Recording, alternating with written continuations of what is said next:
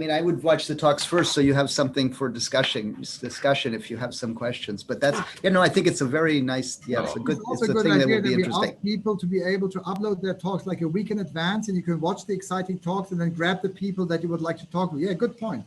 Good idea. No, but the advance doesn't work. You ask that's a lot of work for people. This has been done with the last Intermark. Watch the talks first. I found it was a mixed experience. Because it was not as lively as we still would do it live in our case now. So anyway, I think it's a bit time to start. So I'm going to share my screen briefly here, and once again, welcome all of you that have been. You guys are arriving slowly, even during the summertime, which now is impressive that you guys, even with the nice weather, start to showing up. Welcome to the online SPICE and SPIN+X seminars. Once again, this is Zoom webinar format, meaning that you will see the speaker or person that is speaking and the presentation. Please write your questions in the Q&A area. Chat directly with the panelists are not disallowed, because that way everybody can see it then afterwards and then communicate through that. And afterwards, I'll give you the floor to ask questions to the speaker. Please keep an eye on the schedule. We have still a full schedule until the end of June, and we'll try to get a few more on July, and probably during these summer times. There may be some weeks that we don't have them, but we will announce that as well. Today's speaker is Andrew Kent, very well known, of course, from New York University, has been working on magnetics, nanostructures, nanomagnet devices, and having large impact in our field for a long time. I will not say how long, Andrew. But let's just say that I have a lot more salt and pepper right now, and I had a lot, only pepper when he was still going on. So he's of course has lots of honors and awards, like Fellow of American Physical Society, but also has been a leader organizing many of the groups and been part of advisory boards all throughout his career, and that's one thing that has been very appreciated by the community. So with that, this was a very short introduction. I'll stop here my sharing, and I will ask you, Andrew, if you don't mind, share your screen and start whenever you're ready. Okay, can you see that? Yeah. Okay. Well, thank you very much, Aro. I want to thank you and the other organizers for giving me this opportunity. First, everything okay? You can hear me okay? Yeah, perfect. Yeah, oh, great. So I've been listening to these seminars quite a bit, and when I can't attend live, I listen to the recordings, and I find it a very stimulating event and a positive outcome of this crazy year we've been through. And we're hoping that this is close now to the end. In New York, it was just announced that we're fully open, 70% vaccinated. So I hope that this will happen worldwide, at least in Europe, in a few months, and that we can get back to more in-person interactions. So today I'm going to tell you about electrical generation of spin currents, and the really subtitle is generation of spin currents in magnetic materials, and particularly magnetic materials and with spin orbit coupling. And I want to tell you about some exciting things, ability to control the polarization direction of spin orbit torques using magnetic materials. This is a collaboration with IBM, with the group of Jonathan Sun at IBM. And we've been working together maybe as long as since Hyro had dark hair and I had hair. So it's a long time, since 2001. And this is work that's funded by the Department of Energy, particularly the work on spin orbit torques from magnetic materials, and also the National Science Foundation. And I'm part of and director of the NYU Center for Quantum Phenomena, which is a new center at NYU focused on quantum physics, condensed matter, and atomic physics. So this is part of that effort. So first, I want to say this is work done by a lot of young people. Chris Safransky led the work on what I'm going to talk about, the plane spin torques associated with the symmetry of the Planar Hall effect, and the work is published last year in PRL. That'll be part of my talk. and he worked closely with Junmeng Zhu. And Hao-Wei Ren just joined this project to push it forward. And this is, again, work with Jonathan Sun at IBM. And we've also been working intensely on magnetic tunnel junction and magnetic tunnel junction nanopillars and looking at spin, charge to spin conversion. And that was work led by Laura Ream at NYU. And we have 2 papers on this that will be part of the talk as well. So I'm going to talk quite generally first about spin torques and spin orbit torques, and talk about then talk about charge to spin conversion, efficiency, and perpendicular magnetic tunnel junction nanopillars. You could say this is the most advanced use of spin currents. It's being used in magnetic random access memory devices to create memory cells where the memory cells are switched with spin currents.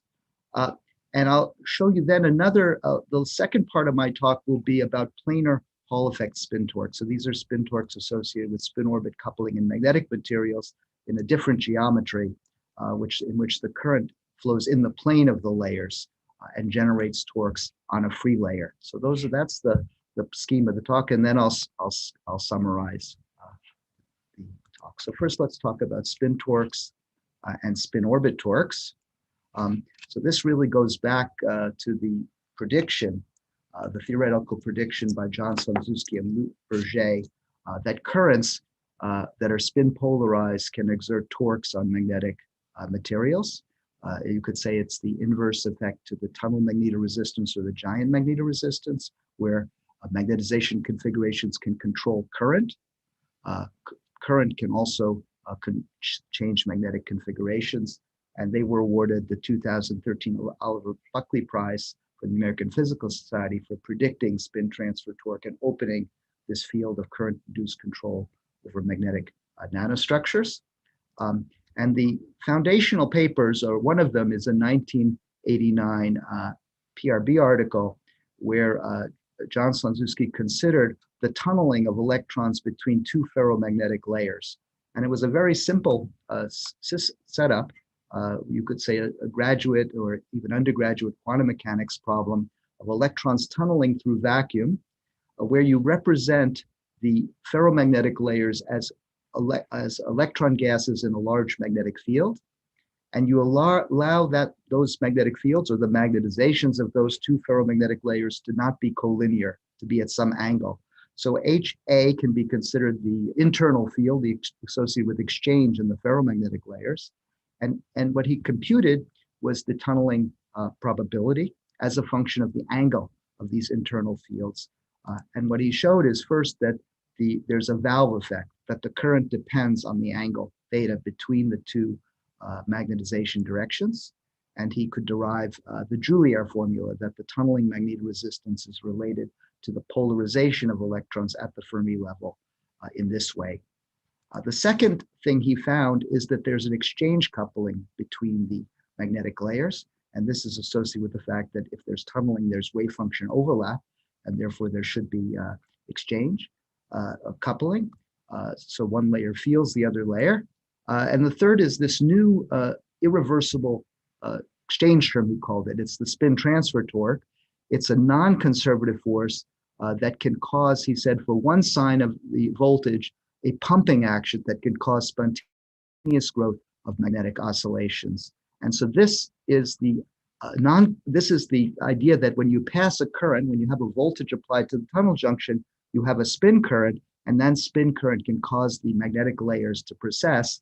And if the 2 layers have the same angular momentum, the spin current is the average of those 2 layer magnetizations, and the layers will tend to pinwheel in this way. So both of them will tend to rotate around associated with the flow of spin angular momentum. And he also said these effects suggest experiments in small spatial dimensions. The current density has to be large. In order to make this an important effect, you have to have a small dimension, so the overall current is not large, and the Oersted fields are not the dominant contribution to the interactions. It's really the spin currents and the spin torques. So the applications of this are magnetic random access memory. The idea now that you can actually pass a current directly through a magnetic layer and switch the magnetization. So the interaction is local, so you can just pass the current through the layer you want to write to, reverse, and have it act on the ferromagnetic layer and switch it and change the resistance of the layer. So it's really, since this work, actually, when John Slonczewski wrote this paper, he was skeptical about whether this could be achieved in magnetic tunnel junctions because large current densities are required, which can break the tunnel junction by electromigration. In fact, now that is the dominant way these effects are studied and used, is by thin MgO barriers that can sustain fractions of a volt, which allow the switching dynamics. So the basic idea can be boiled down to conservation of angular momentum, that the flow of charge through these layers leads to a change in angular momentum of itinerant electrons. So if you have a layer like this represented in purple with some angle of the magnetization, as the electrons move through, they're filtered and they come out with a different direction of angular momentum. Since the angular momentum of the itinerant electrons changes, the angular momentum of the background magnetization can change to conserve angular momentum. And that's the best you could do is have the angular momentum transferred completely to the magnetization of the material, in which case you would have a conservation law that says the angular momentum in the magnetization is compensated by the angular momentum change in the itinerant system, which leads to this torque that's related to the current, in this case, the polarization of the current, and the angle through which the spins rotate. So the maximum torque is when the angle changes by 90 degrees, and it's basically the number of particles that go through, and each particle each electron can at most transfer h⁻²of angular momentum to the background magnetization. So we create this polarization usually with a second ferromagnetic layer, at least in the conventional spin torque situation, and that's larger, so it doesn't have enough. So while it experiences a torque, the idea is that it remains essentially fixed. So it sets a polarization direction, and then this enables you to read out the magnetic state through magnetoresistance also, because a change in the angle between the layers leads to a change in resistance. So this can be done through tunnel magnetoresistance, or giant magnetoresistance, or anisotropic magnetoresistance, or your favorite magnetoresistance effect. You just need something that's sensitive to the difference changes in angle of the magnetization, excitations of the magnetization. So this conventional geometry is then you have a nanopillar in which you pass a current. One layer is a reference layer, the other layer is a free layer, and you arrange it so that the current flows perpendicular to the layers, and one current polarity would switch the free layer to be anti-parallel with the reference layer. The other polarity would switch the free layer from anti-parallel to parallel. And the spin polarizations are set by the layer magnetizations. So again, that's the conventional. And now we have this very exciting idea and now experimental evidence that you can create spin polarization using spin orbit interactions. So you can pass a current laterally and generate torques on a proximal ferromagnetic layer. So this is illustrated schematically here. You flow a current in the plane, and that can generate a spin current that's perpendicular to the plane. So there's a very nice review article by Yarrow on the basic physics of these spin Hall effects.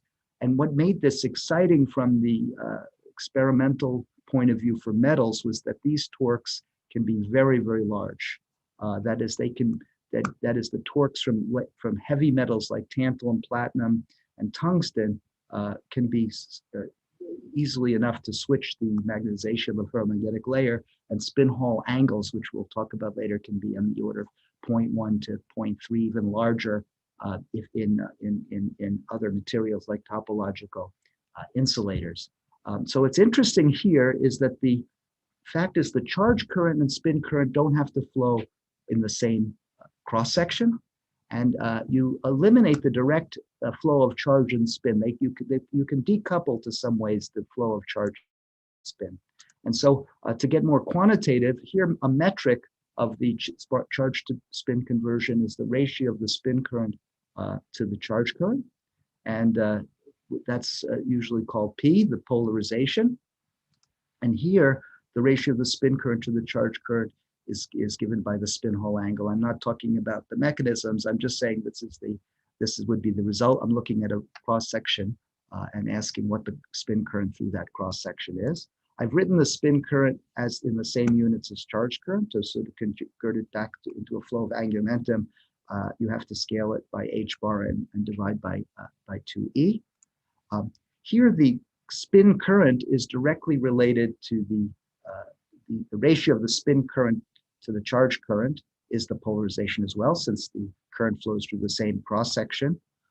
As here, the ratio is related by geometrical factors, since the charge current is flowing laterally through through an area given by t and the width of your sample, but the spin current flows vertically through a cross section given by, again, a width, but now the length of the sample. So you can get an amplification of the spin current by geometric factors, which can be reasonably large. The thickness of these ferromagnetic layer of the metal layers, or the layers using our nanometer, and these cross sections are can be 5 to 10 nanometers. So you get some amplification of the current.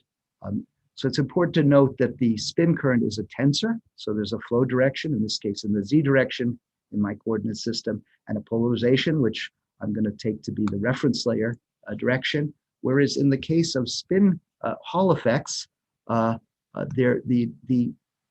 polarization is set by geometry, or can be set by geometry if the materials are in certain materials. Basically, it's perpendicular to the electric field and the z direction. So for the conventional spin Hall effects, that would be a spin polarization in the y direction.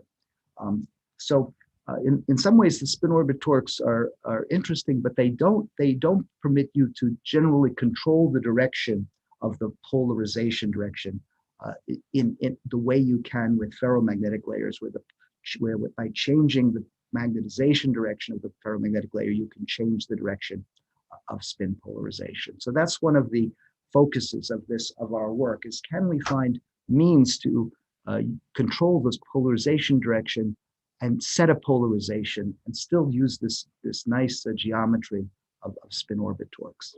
So let's first talk about the charge to spin conversion efficiency in perpendicular tunnel junctions. I want to talk about this because this kind of sets the bar in the sense that you basically have to do better than this in order for people to be interested in this as a technology. And so let's see what it is in this case. So I think one of the key works in this field was done by in Professor Ono's group. I know he's talked about this in this series, and gave a very nice talk about single-digit perpendicular magnetic tunnel junctions. What was discovered is that if you can take cobalt iron boron MgO and generate and create a perpendicularly magnetized layer with an interface to MgO with large tunnel magnetoresistance. So the basic structure is an MgO with a barrier between two cobalt iron boron electrodes. And this is an example of a nanopillar that's patterned to a 40 nanometer diameter dot. Now it's easily possible to go down to 20 nanometers, even smaller dimensions, as I've said, but with this basic scheme. And this layer can be switched by magnetic fields. You can see you can get changes now of a factor of 3 in resistance, and by applied bias. So you can go between the two same resistance states with bias. So this is very exciting, again, because you can build now miniature tunnel junction arrays that serve as MRAM. This was also done at IBM at similar time. They also showed that cobalt iron boron MgO can form perpendicular junctions with large magnetoresistance. And the basic geometry for an MRAM cell is an MTJ with a transistor, where you access the cell by accessing that transistor, and by turning it on, and then you can access one of those bits in the array. You write by applying a voltage, you read by applying a smaller voltage and measuring the current. So you have the same two terminals are used for reading and writing. And this comes in the what's called the back end of the line. In other words, you can put these junctions onto a semiconductor chip after all of the layers have been fabricated, after the semiconductor layers are fabricated. And the technology requires that anything you do with the magnetic layers has to not change the properties of those transistors, which limits certain materials and temperatures that the layers can experience. So to come to the phenomenology, which is important to understanding charge to spin conversion, let me go through this a little bit busy slide. As I showed you, you can take these junctions and you can switch them with magnetic fields. And you're only switching one of the layers, the softer layer, the free layer. You can also switch them with voltage. And if you, of course, if you try to, if you apply pulses, you can switch them very quickly. As you apply shorter and shorter pulses, you require larger and larger bias voltages, where the bias voltage or the bias current is referenced to the critical current. There's a threshold current set by damping, which must be overcome. And when you get down to a time scale roughly on the order of the inverse ferromagnetic resonance frequency, 10 to the minus 9 gigahertz, you enter something called the ballistic regime, where the spin current is dominating the switching and setting the switching time. And this is the regime where conservation of angular momentum is the key physics. So the amount of charge you have to put through the layer is fixed. So if you put a shorter pulse, you have to put a larger current, roughly saying that the number of charges is fixed. So if you look at the switching threshold versus 1 over the switching time, you get a straight line that's related to conservation of angular momentum. This is the so-called macro spin model, but the basic physics is conservation of angular momentum. For stability, you need the barrier for uniaxial magnet to be greater than about 60. That would be for stability, long-term stability of the states of the free layer. And you can show that the threshold voltage for switching is directly related to that energy barrier. And it's also related to the polarization of the electrons and to the conductance in the parallel state. And here you see the damping that comes in. So the threshold is set by damping of these magnetic layers and fundamental constants and directly related to the energy barrier. And a careful analysis shows that indeed there's a voltage threshold. So if you look at the threshold in terms of voltage, it's basically the same between switching from P to AP and AP to P. It's set by these factors. And indeed, this is again a macro spin model, but if you look at micromagnetic simulations, you find this threshold accurately describes the instability that layers experience in this range of tens of nanometers. In fact, if you look at this is a micromagnetic simulation that we've done. Others have done this too. This instability is set by VC, and then you nucleate a reverse domain, sometimes in the center of the element that forms a domain wall that then propagates across the complete the reversal. And one interesting thing we found in the last year in modeling is that you're always in a regime where the domain wall oscillates as it crosses the element, because you end up being in a Walker breakdown regime simply by the shape of the element. The forces on the domain wall are associated with the shape. If you're interested in that, you can look at this paper by Noel Satutu in my group, and also Jamila Mohammadi has studied that. But the key fact is that there's a threshold, and once you achieve that threshold, you switch, and the switching is then pretty fast after you've achieved the nucleation, and goes as 1 over T. So what you can learn then about the spin to charge conversion is by studying this ballistic limit, looking at the nanosecond switching. And this is what Laura Ream in my group has done. We have looked at the state-of-the-art tunnel junctions, various sizes, but I'm showing a 40 nanometer nanopillar, and we switch it again. We can switch it quasi-statically. We can look at the right error rates for various pulse durations, and we can look at the switching when we apply nanosecond duration pulses. And so red here means no switching, black here means the switching probability is 1. And this region, this white region, is the region that separates these two. And the blue points identify the 50% switching probability. So what you see is there's a very sharp division between switching and not switching, and the blue line is a fit to this ballistic switching model, this 1/t dependence. So from this 1/t dependence, you can find basically what is the threshold current or the threshold voltage, and the time scales. What's the characteristic time associated with the switching? In this case, it turns out to be nanoseconds, and this factor tells you about the efficiency of conversion of spin to charge.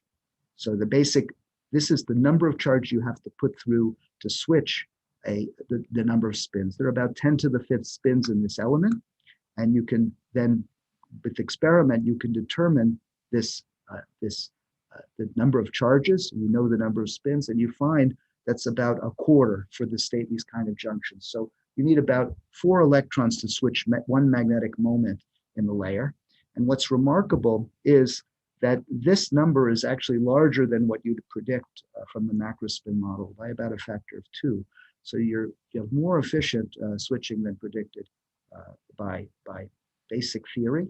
And so an inverse of Murphy's law that usually things are worse than you expect, you actually get more efficient switching. And my colleague, Jonathan Sun, has written about this and studied this in detail in many, many junctions, seeing that you can exceed the threshold expected from the macrospin model. So this is kind of setting the benchmark for a device that is in a state-of-the-art tunnel junction. You can achieve very, very efficient spin to charge to spin conversion to switch magnetic elements. Okay, so so that's the state of the art, say, in terms of switching. Let's see what we can do with spin orbit torques, and I'm going to talk about very recent work on spin orbit torques associated with which have the symmetry of the planar Hall effect that we think are interesting from the point of view of switching perpendicularly magnetized layers. Some review is that if you can pass current horizontally and have spin currents flow vertically, you can separate read and write paths in a memory.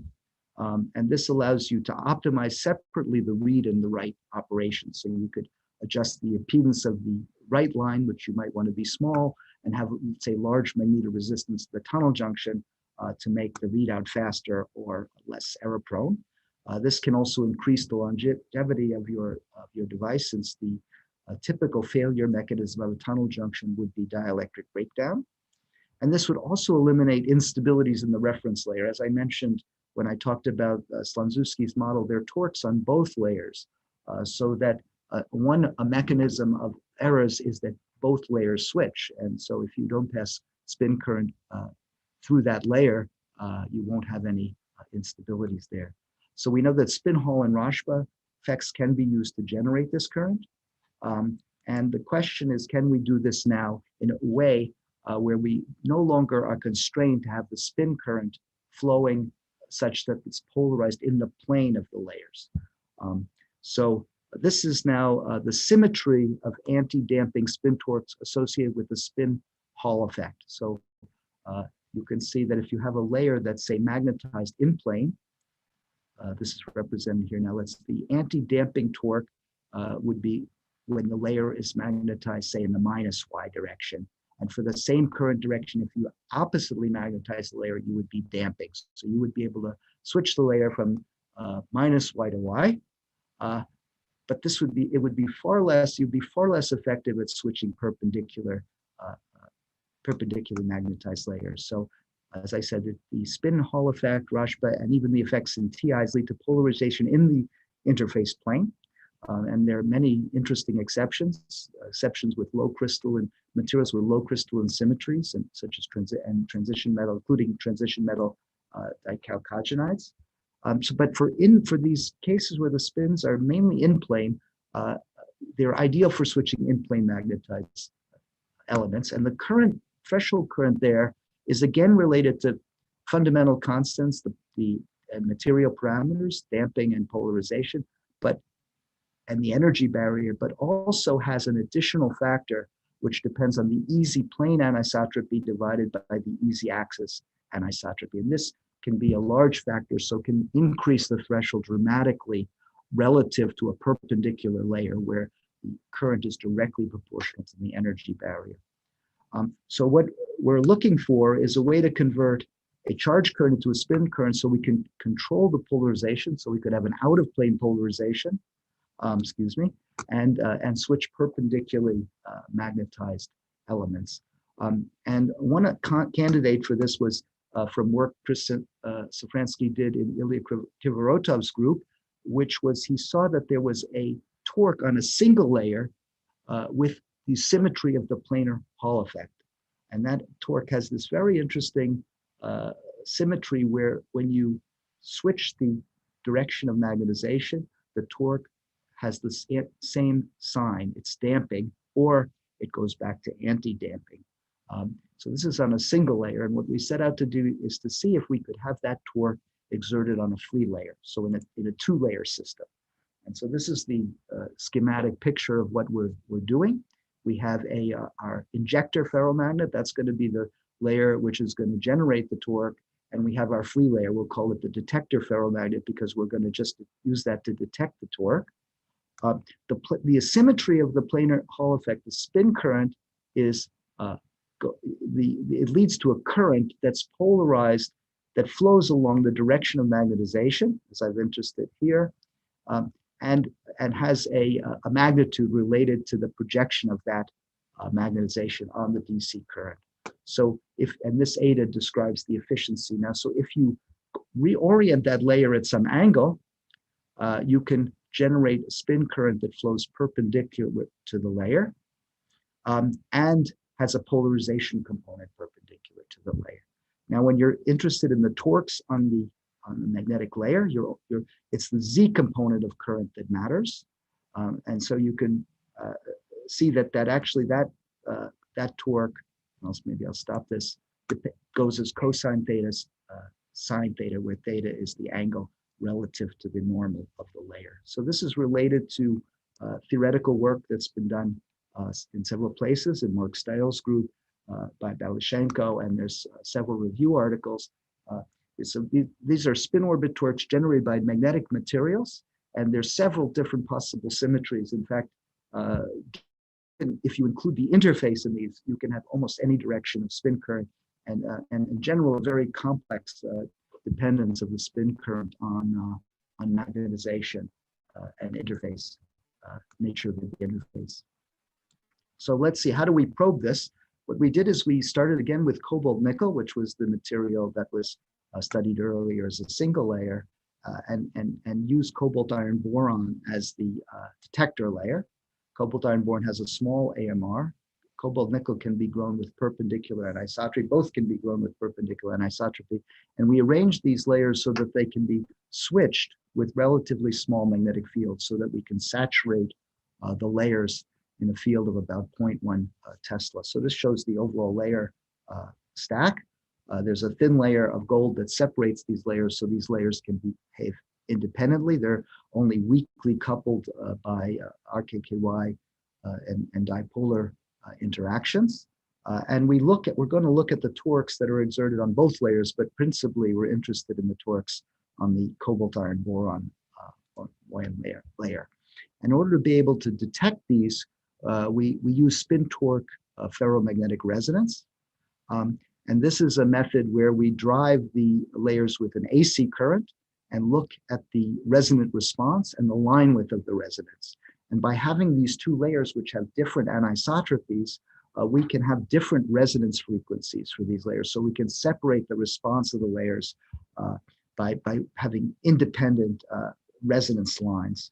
And the resonance condition is given by this formula, where M effective describes the anisotropy. So if M effective is less than 0, you have a perpendicular anisotropy.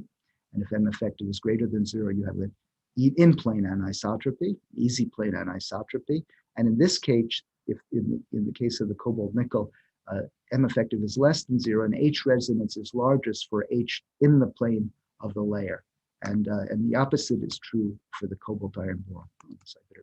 So you can see here, the cobalt nickel indeed has a larger resonance frequency for the field in plane, 90 degrees, lower for perpendicular, 180, and the opposite is true for the cobalt iron boron. And so in much of the field range here, we get separate response. This is a grayscale response representing the spin torque FMR.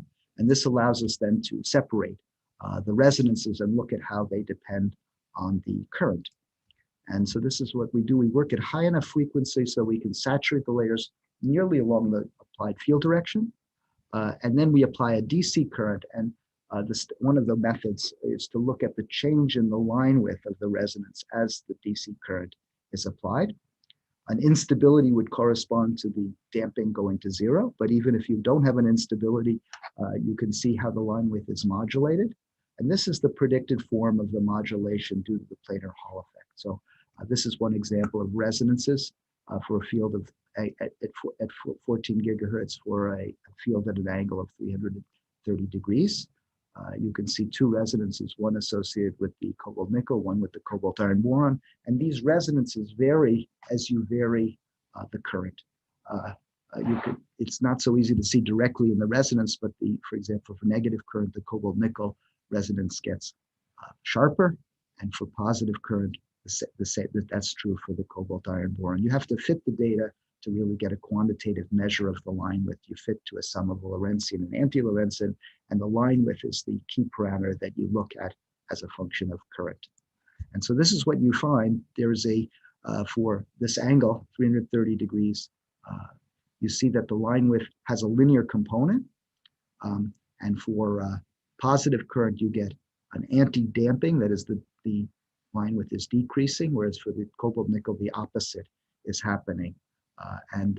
So from this, you can deduce, well, what is the delta H versus delta C, the slope of the changing line width versus DC current, and this is related to the spin torque efficiency. So key thing is what happens now as you vary the angle. So what happens is you flip, for example, the magnetizations, you change the field such that it from pointing up to pointing down, flip it across the x-axis, you find this whole situation changes.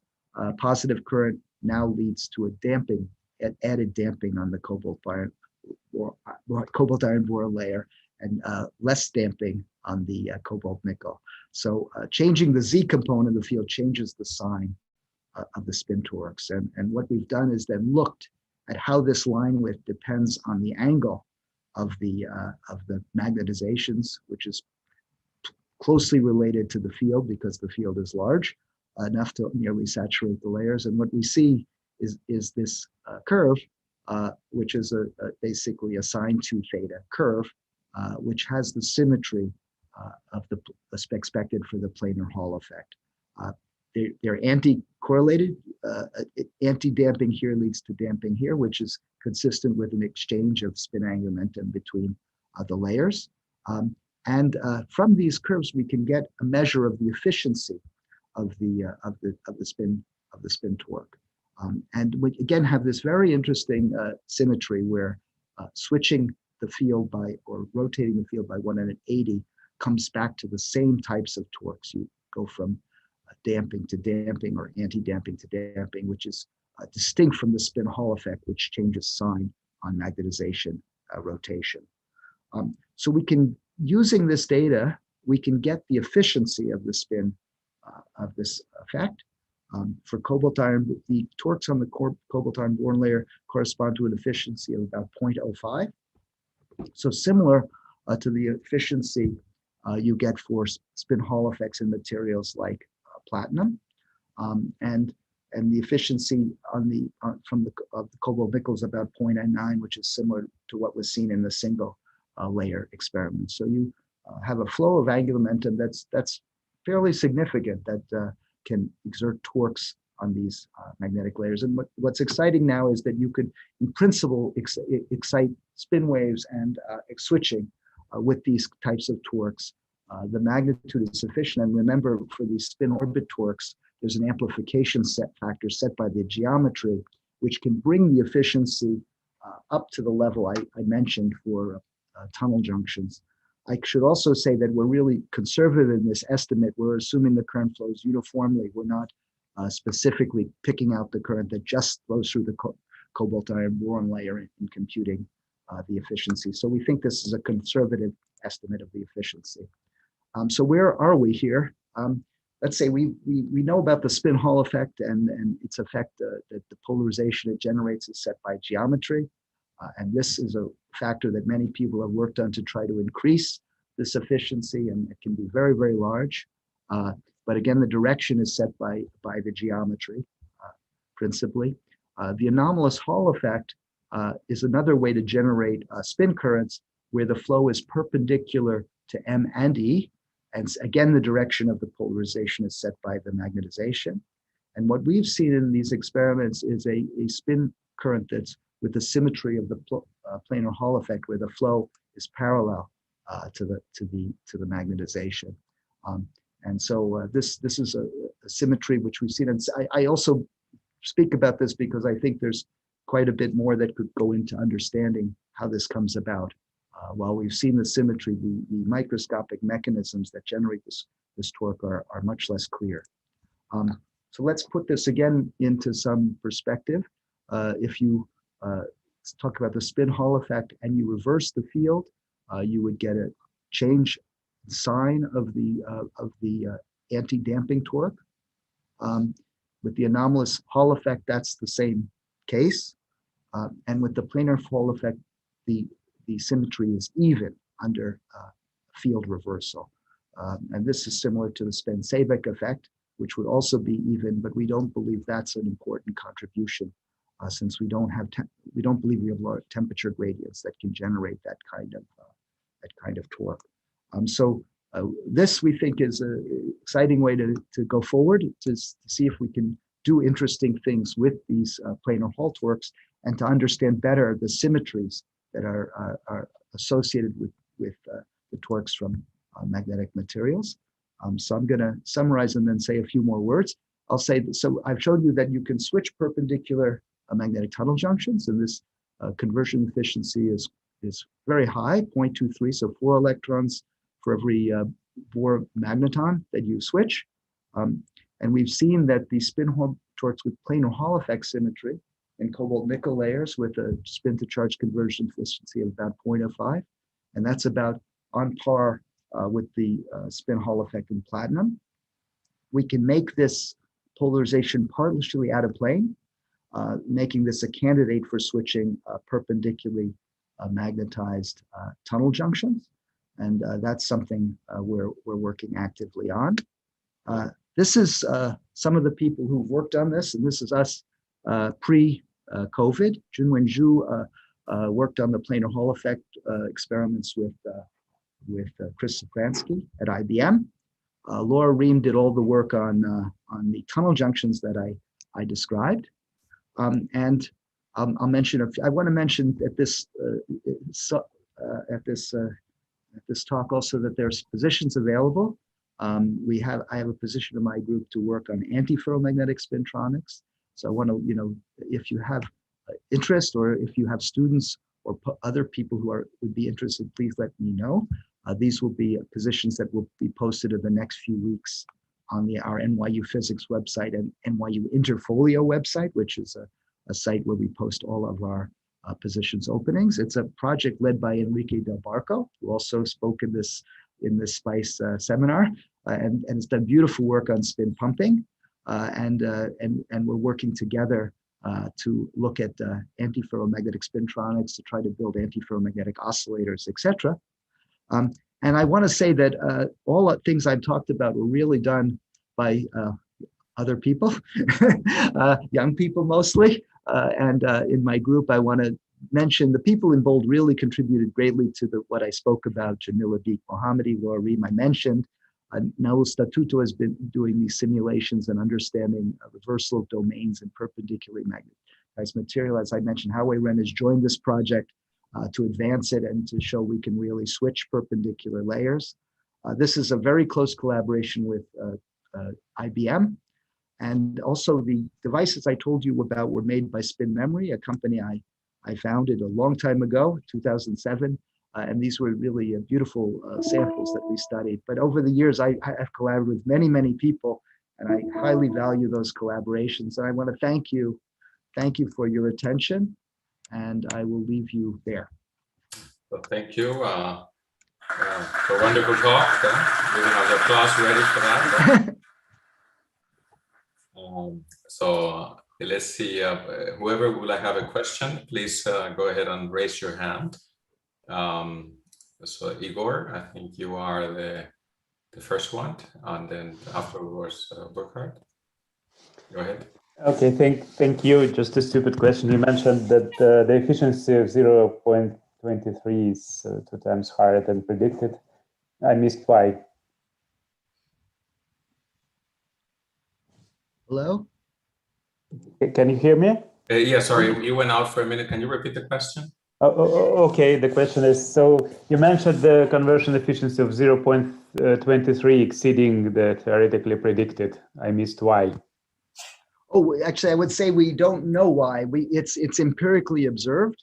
It's observed in millions of devices. If you go look at Jonathan Sun's work, and it's not clear why. It may be. I mean, I can speculate though. I can speculate that it's really associated with the fact that you don't have to reverse. The single domain model is you have to reverse the entire moments, and but in fact you probably just have to reverse a nucleus that then expands. That would be one reason you have more efficiency. Nonetheless, this is observed in very, very small samples, so it's almost hard to see how you have a nucleus in a 10 nanometer diameter disk.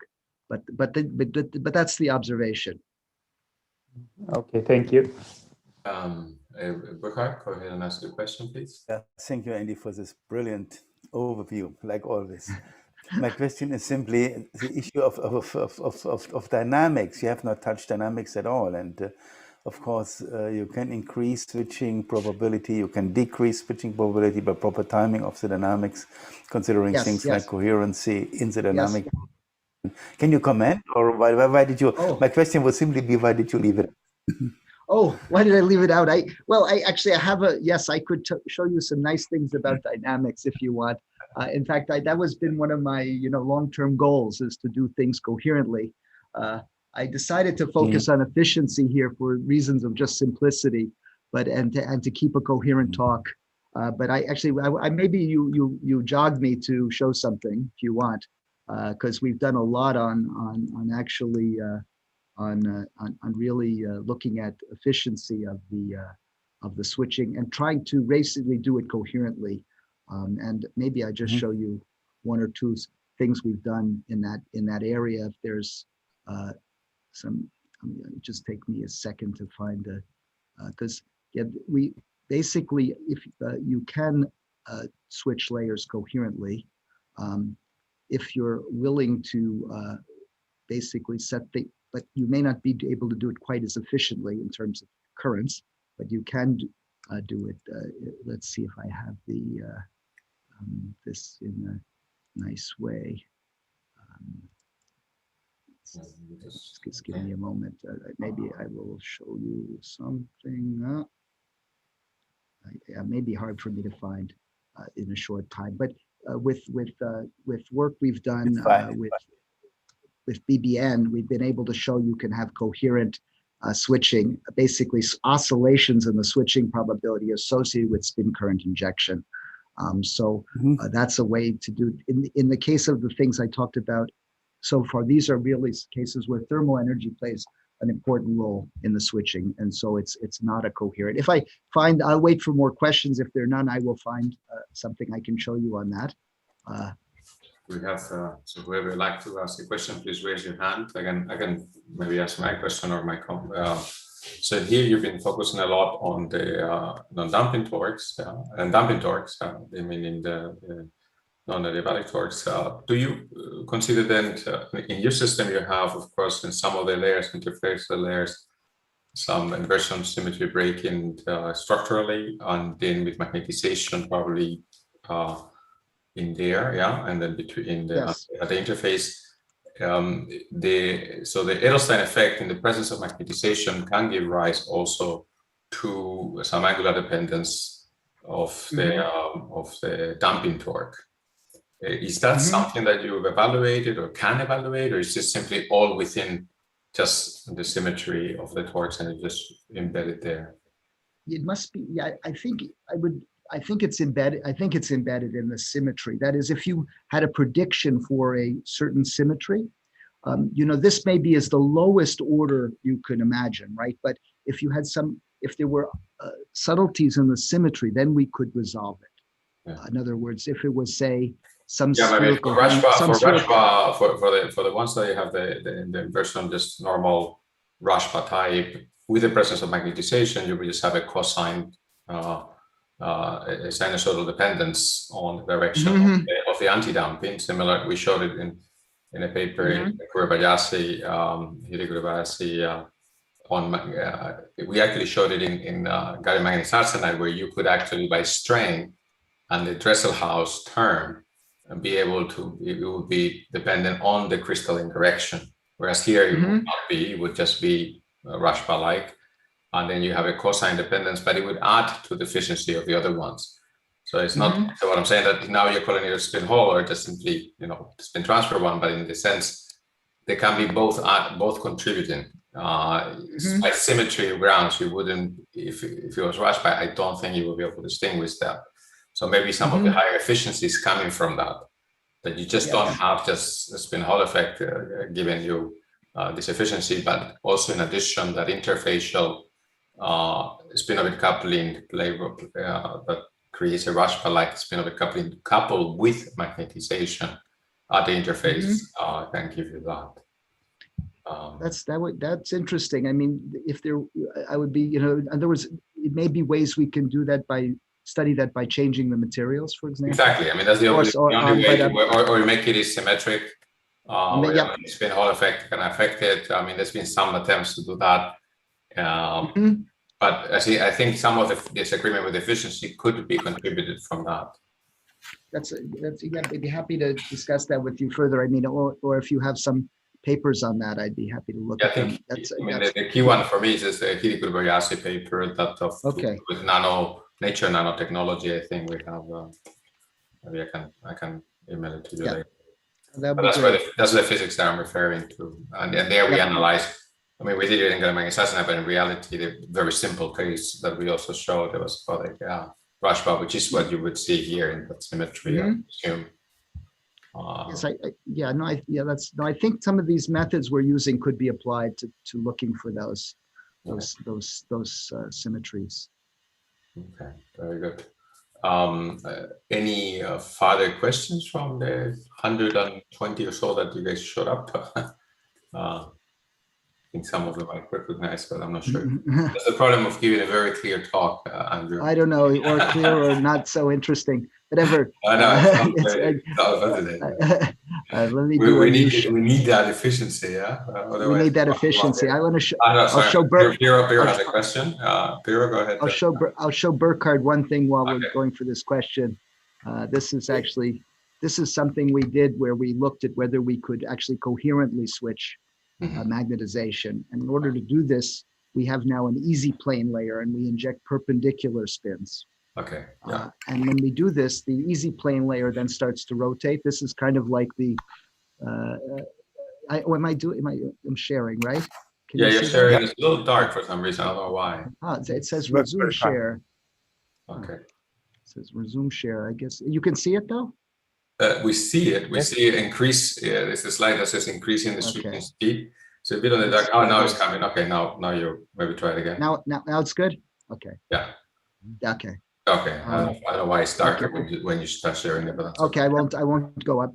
Then you can see this is an experiment where we showed we could get coherent spin transfer reversal when we inject spins that are perpendicular. That is, as we get a precession, and that precession then can be seen in the switching probability. It goes from no to switching to no and back, and we could get about 5 or 10 oscillations of the switching probability, which shows you can coherently switch. And then you can also reduce the time scales, of course, to deep sub-nanosecond, maybe 0.3 nanosecond switching. So this is indeed something, this is work we did with BBN, with Graham Rollins at BBN and Tom Aoki. They had really nice setups for doing this very high-speed switching experiment. Okay, sorry, go ahead. Go with Philip, you have a question? Yeah, can you hear me? Yeah. Yeah, great. So thanks for the very nice talk. One of the interesting things about the spin Hall effects for our dynamics is that you can use it also on insulators. So today you only talked about metals. At the moment, I don't see why it should not also apply to something like a metal insulator hybrid. But what would you say? Oh, I think absolutely it should apply to an insulating insulator as well. Now I'm thinking more of the insulator as the free layer.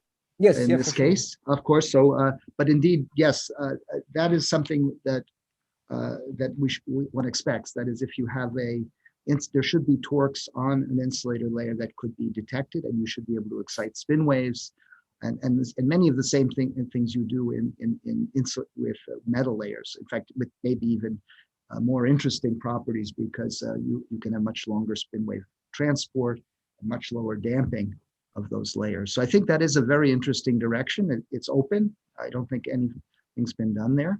And it's one of the areas that this would be interesting to apply these torques from magnetic materials on to look at excitations in insulators.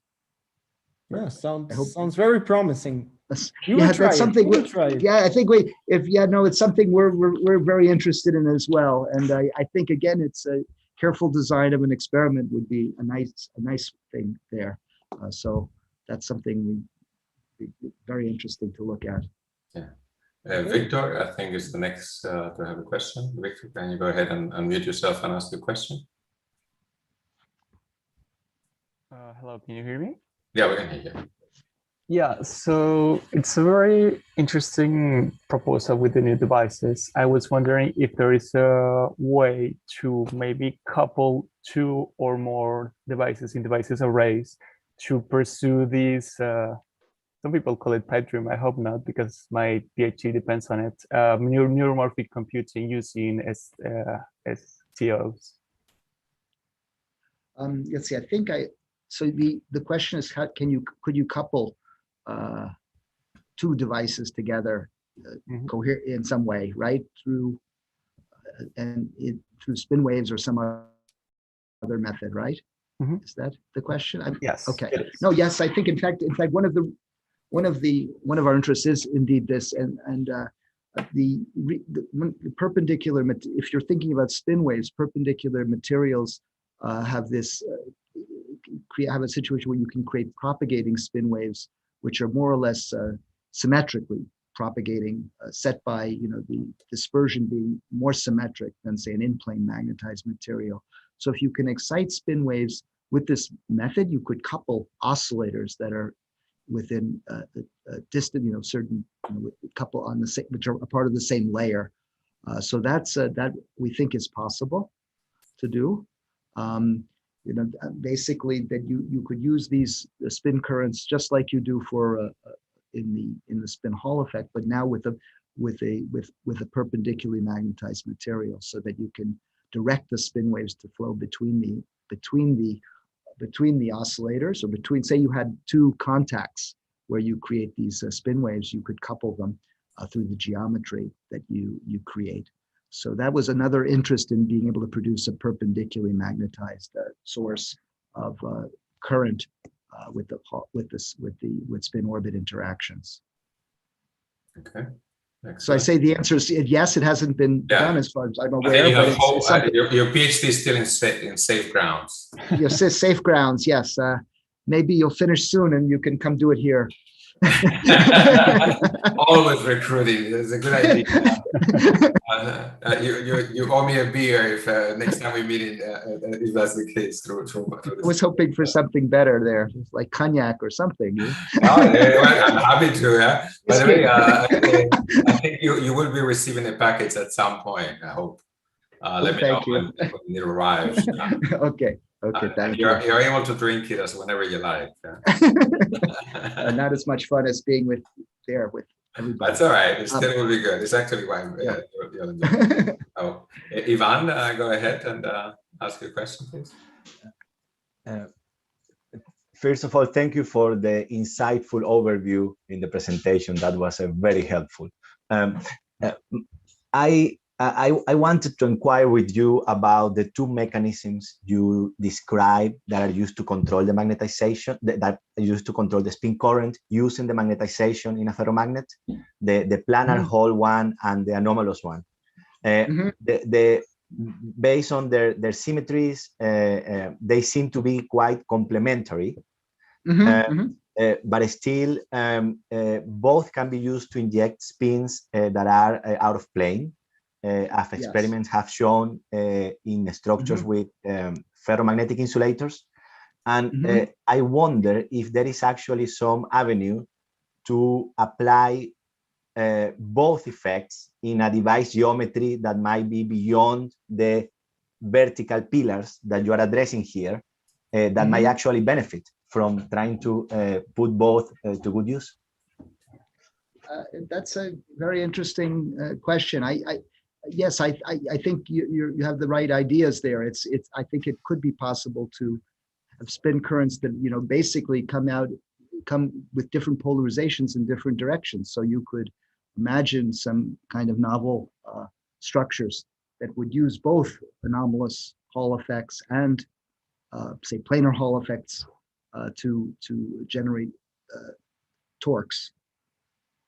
If that's what you're thinking, right? You can, because you, like you say, you have flow parallel to magnetization and you have flow perpendicular magnetization. So you naturally have both in a ferromagnetic material, or the potential for both.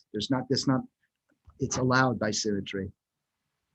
Yes, that was precisely the idea. Is that no? So so I can't think of anything right off the top of my head that would be an interesting thing, but it seems very feasible to have the same currents generating same charge currents generating spin currents that flow with different polarization directions and around the flow of charge. Right. Okay. Just was wondering if there was some secret device in your collaborations with IBM coming along the pipe. Well, if it was secret, they wouldn't tell me, right? It was worth a try. Thank you very much.